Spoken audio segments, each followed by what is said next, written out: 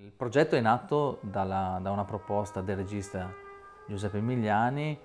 per uno spettacolo del Teatro Stabile del Veneto e grazie anche ovviamente al direttore ungaro che mi hanno chiesto di costruire un'ambientazione scenografica per l'allestimento di Cacciari, Generare Dio.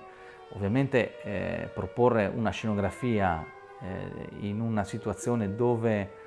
non abbiamo degli elementi da rappresentare scenograficamente non è così semplice, quindi la scelta è stata quella di rappresentare le opere che sono presenti nel libro, però di rappresentarle in una maniera diversa. Ho deciso di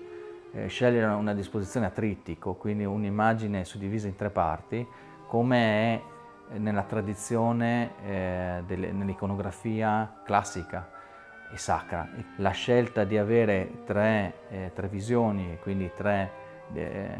possibilità di visione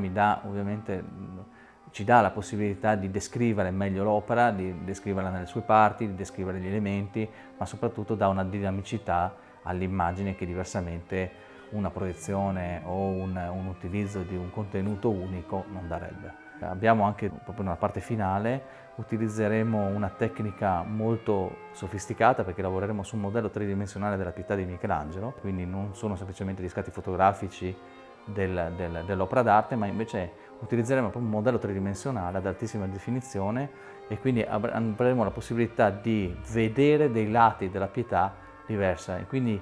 questa danza, perché poi alla fine diventerà nella parte finale, e così è stato scelto con Emiliani, una danza,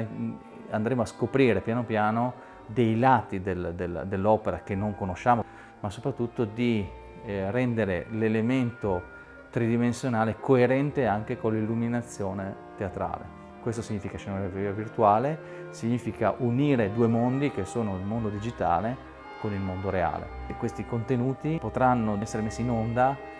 seguendo la partitura dello spettacolo, quindi le indicazioni registiche, le indicazioni che poi saranno la guida per tutto lo svolgimento dello spettacolo. Questa cosa vuol dire costruire proprio una drammaturgia dell'immagine, cioè un racconto che avviene però in tempo reale, non è un video, non è un'immagine che scorre semplicemente, ma segue esattamente il processo e la parola che avviene in quel momento, perché questa è la caratteristica del teatro.